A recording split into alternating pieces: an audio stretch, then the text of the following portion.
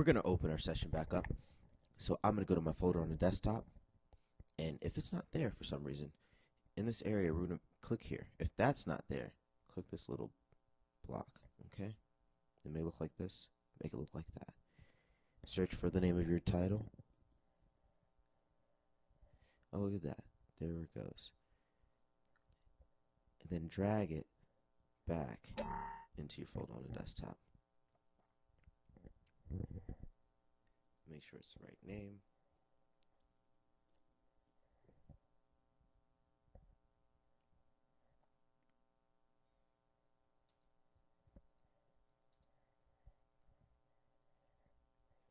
Open it up.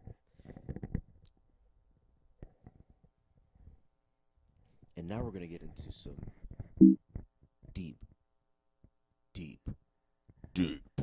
cool stuff that you can do in Pro Tools to make your music a lot better.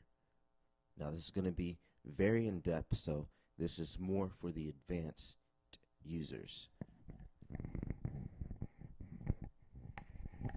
Alright, so we have our track here. Let's go to the beginning by pressing enter.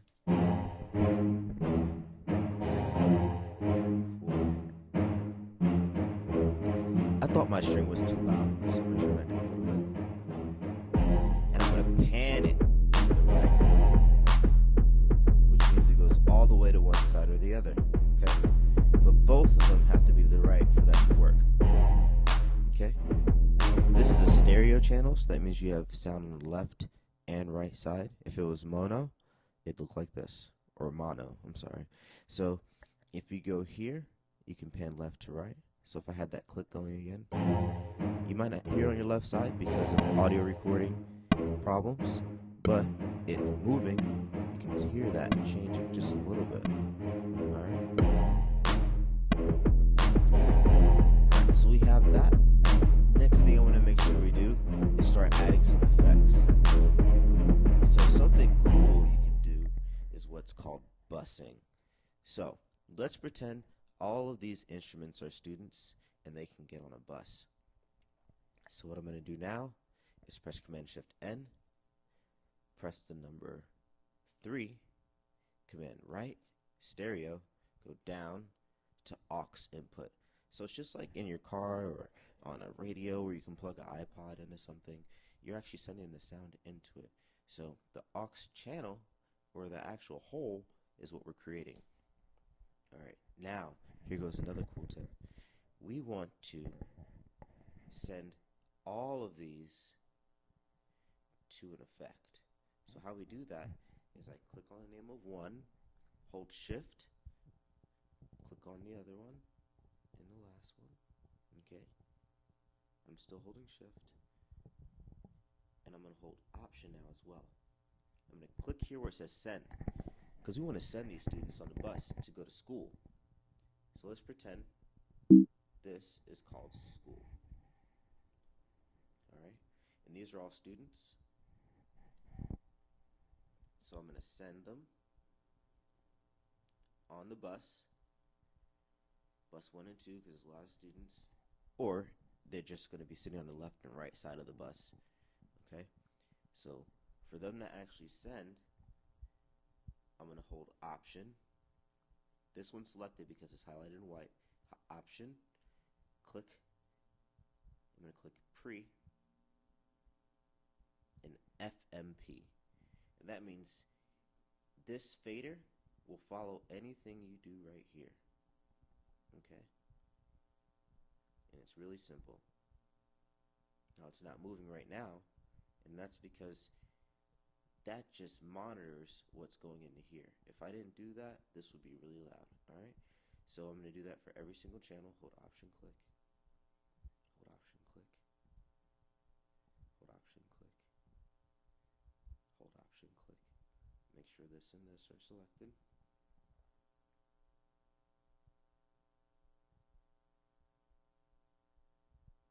Okay.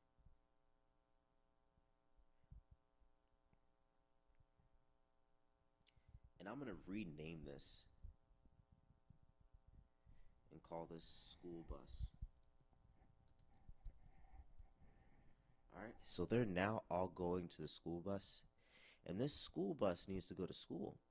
So right here, we're going to input the bus. All right, the bus is now at this school. Now at this school, all these students are going to learn an effect, or how to affect something. So let's add reverb, deverb. Okay, something really crazy is going to happen. Why don't we listen to it? Oh,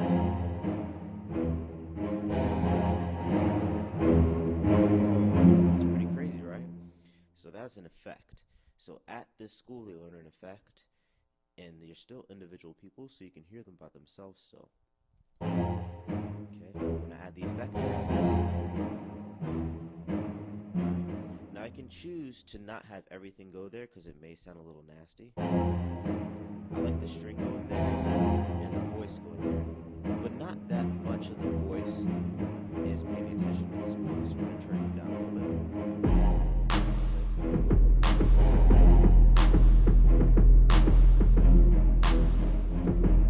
That kick should barely have any.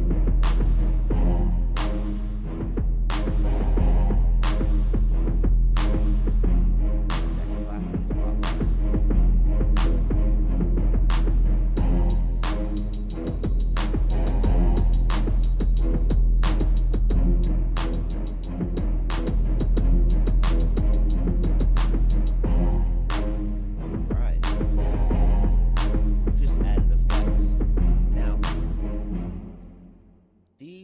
People did not like the new classes that were at school, so they moved them over to this other school, and we're going to call that School 2. Or let's call that Field Trip, because that's kind of special. So back at school, they wanted to get a new program, and they decided to get EQ.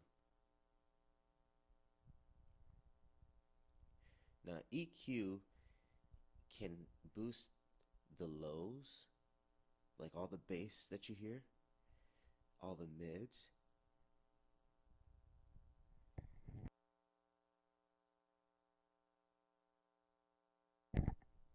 and all the highs. I'm going to hold Option, click here, hold Option, click here, hold Option.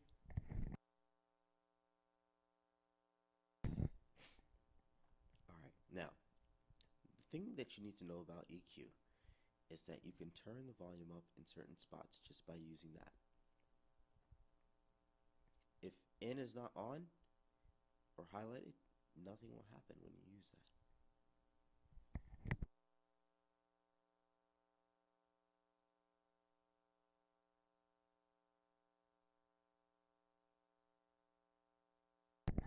Alright, and now I want you guys to listen. How it got clear out. And things started to clear out. Oh, come in. That's without.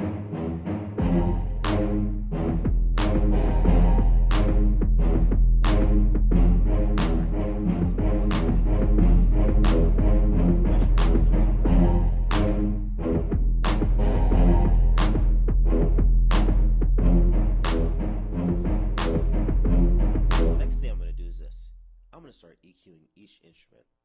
So let's see if I can EQ the clap.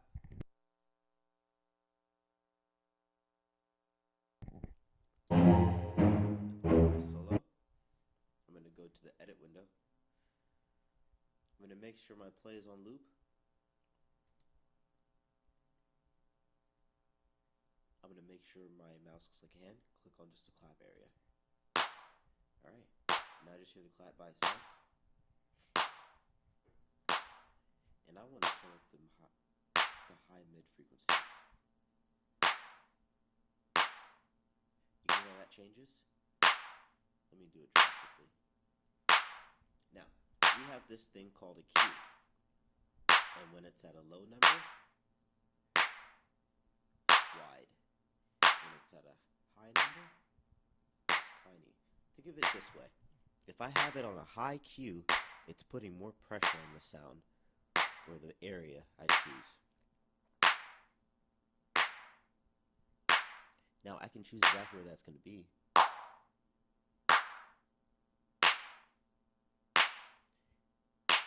I want to be able to hear those fingers. There go the fingers. Right there. Bring it down. The goal is to not have to do a lot of EQ. So that may mean you need a new sample if you can't find what you like.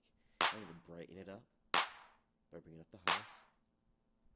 Right now this is called a shelving EQ because it looks like a shelf. And that's this button. And this would be called a bell because it looks like a bell. Alright, I'm going to take out the lows because claps don't really have lows in them. Look at this. Okay, let's have it like that, which is at 6 dB per octave. So every octave, if I go from 20 to 40, it's only gone down 6 decibel levels, or 6 notches on the volume. Okay? So that's our clap. Let's see if we can get the hi-hat. Command Z. Okay. I'm going to open EQ here as well.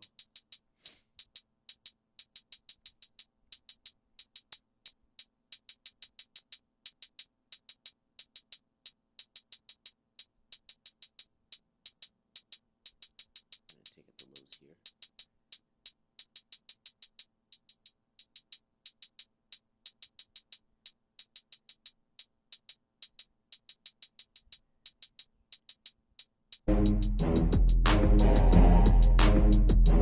Now we do the strings. I'll brighten those up. I'm going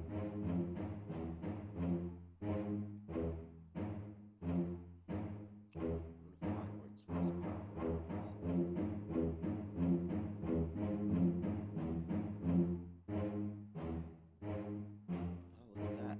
One thing to really know about EQ that's really important, you always want to take away before you add. Because if you start adding things to something that sounds bad, you're just adding cologne to a stinky bag, if you get what I'm saying. Let's just get rid of the stinky bag. Alright?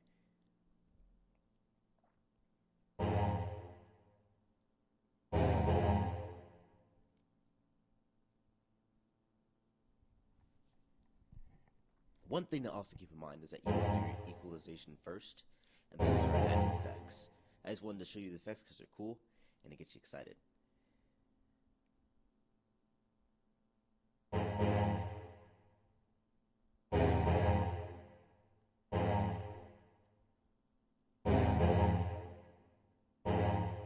The key with EQ is to listen closely, give it about 15 seconds every time you make an adjustment. So this way you really know what's going on.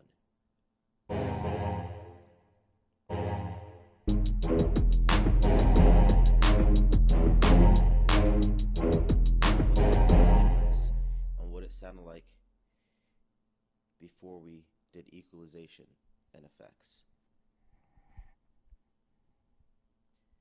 I'm holding command to disable these for a second.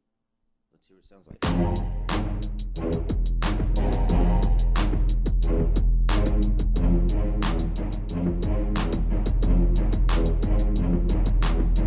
Alright, let's listen to it with.